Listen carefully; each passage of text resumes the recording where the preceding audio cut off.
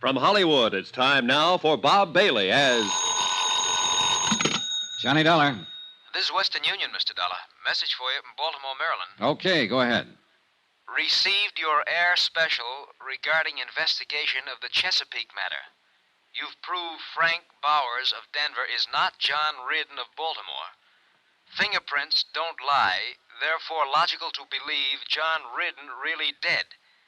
Come on home, your expenses are running too high. That's signed Pat Kelleher, Universal Adjustment Bureau. Should I mail this to you? No, that's all right. Can I send an answer? Yes, sir. Pat Kelleher, Universal Adjustment Bureau, Baltimore, Maryland. Fingerprints don't lie, but people do. All the time. For all sorts of reasons. It may be finished as far as you're concerned, but I'm just beginning. Love, Johnny.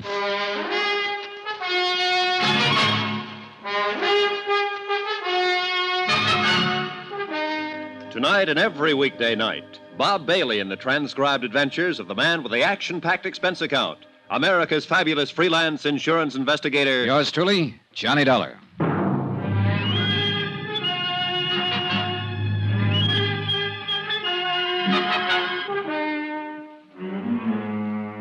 Expense account submitted by Special Investigator Johnny Dollar to the Universal Adjustment Bureau, Baltimore, Maryland.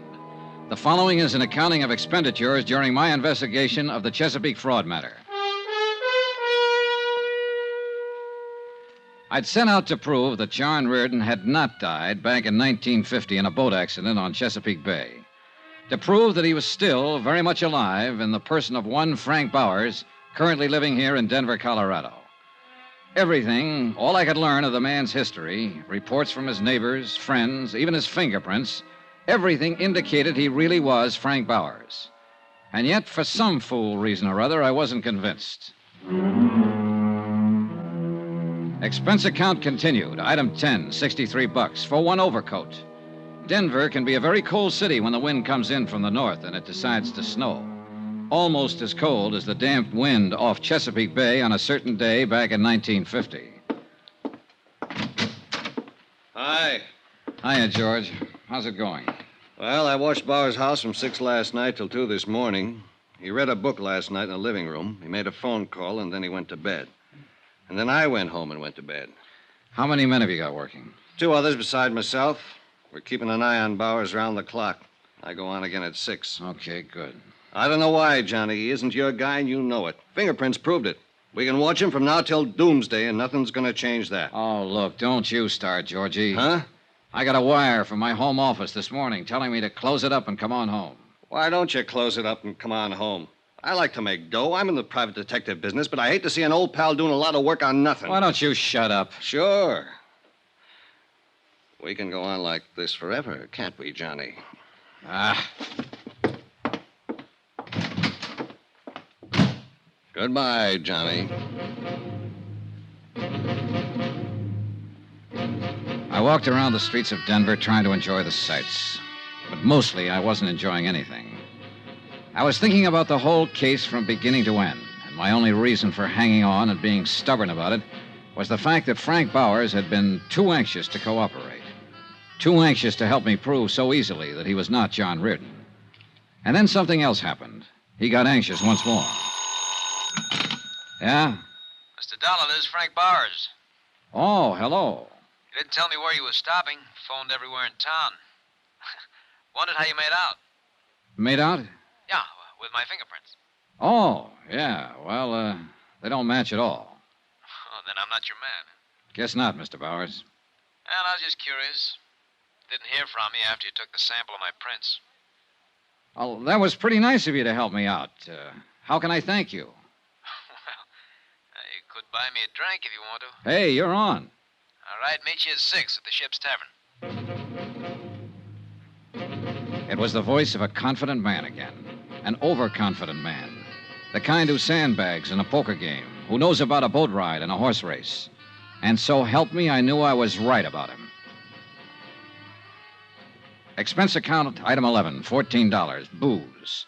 For Frank Bowers and myself in the Ship's Tavern. The same bar, incidentally, where a week before, a close friend of the deceased John Reardon had run into Bowers and sworn he was John Reardon. When Bowers came in, he was followed by George Hanley, as per my instructions.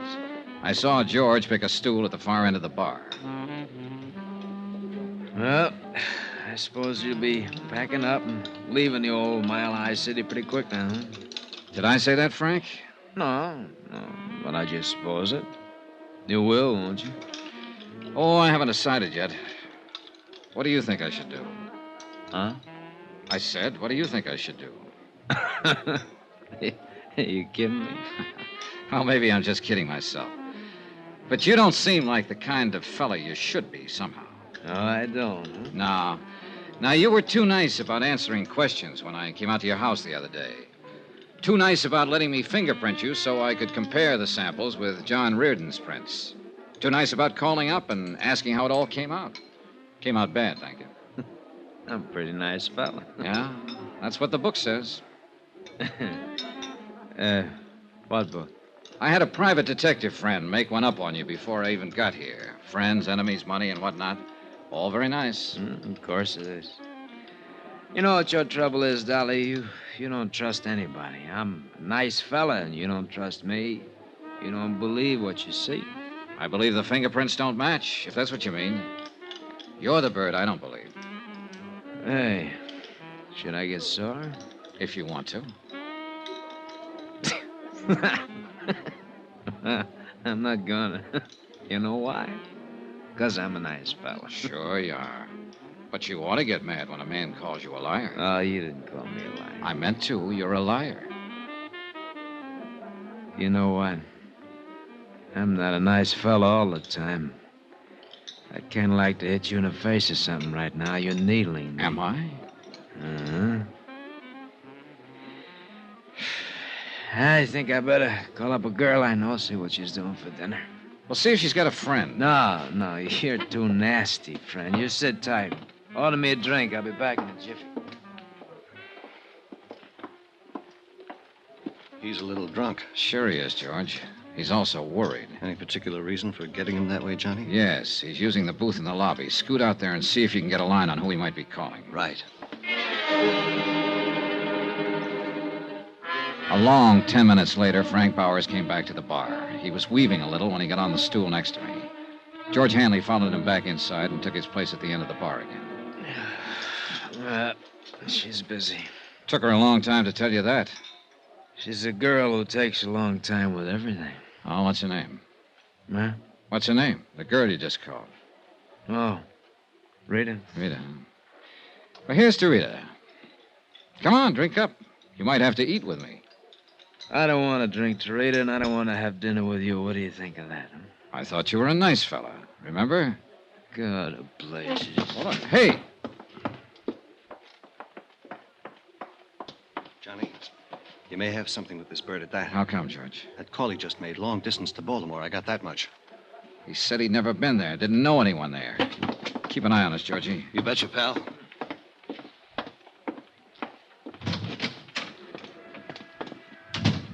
Hey, Frank. Hey, look, what's the matter, friend? I just left you, I thought, for good. Oh, come on, I'll buy you dinner. You buy me nothing, Dollar. Go on back to Baltimore. Why don't you? What? Why don't you go back to Baltimore? What's that supposed to mean?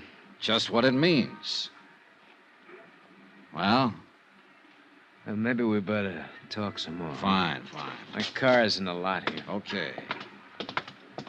You're after me, aren't you? Well, let's say I met you yesterday to get some facts. Let's say I drank with you tonight to find out what kind of a guy you are. I've done most of the talking up to date. Now it's your turn. Uh-huh. Well?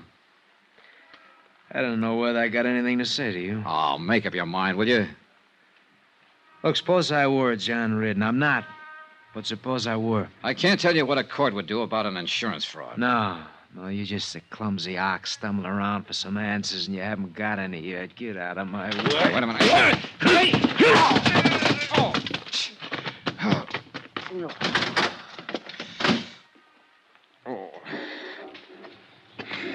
He's a very handy fella. I didn't want to interfere, Johnny. Stay on him. See where he goes, what he does, Georgie. Hurry. You all right, pal? Sure. Hurry. I wasn't all right at all. Frank Bowers was not only big, but fast, and he caught me off guard. I went back through the hotel lobby up to my room and lay down on the bed, and I waited for the phone to ring. Sooner or later, it'd be George Hanley or Frank Bowers' tale reporting some development that had solved the whole case. But the phone didn't ring. Nothing happened. No one phoned, no one came by. I went to sleep about 1 o'clock.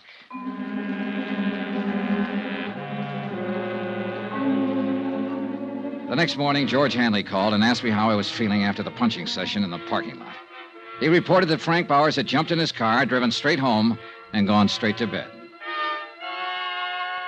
Expense account item 12, 48 cents, postage.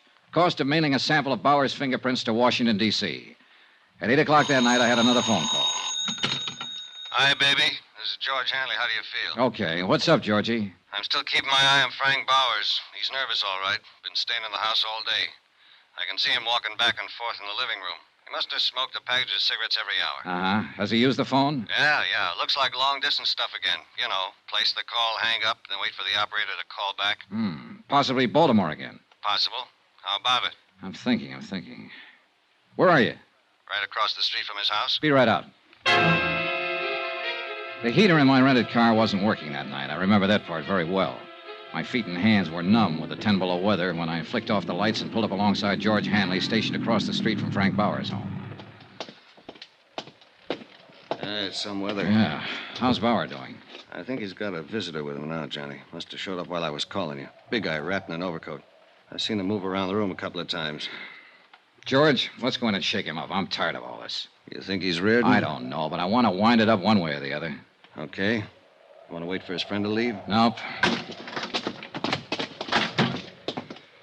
No, it's a nutty thing. You're the one who's nutty. You already proved he isn't John Reardon. That's all you wanted. I know. Now I want to prove I'm getting old and crotchety and don't believe what I see and hear. Bear with me, Georgie. Sure, pal. You're crazy, but I love you. Hey. Huh? Visitor's leaving. Make him? No. An overcoat and a hat aren't much to go on. He's... Georgie, come on! Hey, Johnny, look out!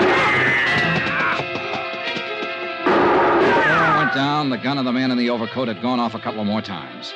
The nearest bullet came 6 inches from my head. Without my gun, all I could do was hug the ground for cover and try to stay out of his line of fire. The shots deafened me for a moment. When my hearing came back, I heard someone very close to me. It was Georgie. He was dying.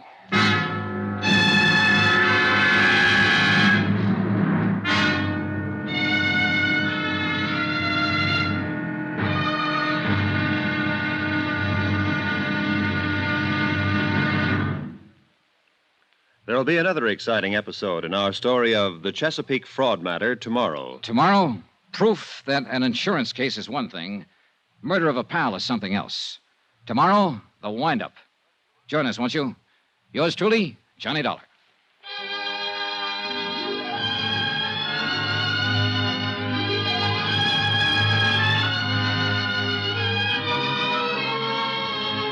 Yours truly, Johnny Dollar, starring Bob Bailey, is transcribed in Hollywood.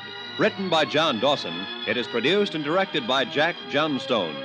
Be sure to join us tomorrow night, same time and station, for the next exciting episode of Yours truly, Johnny Dollar. Roy Rowan speaking.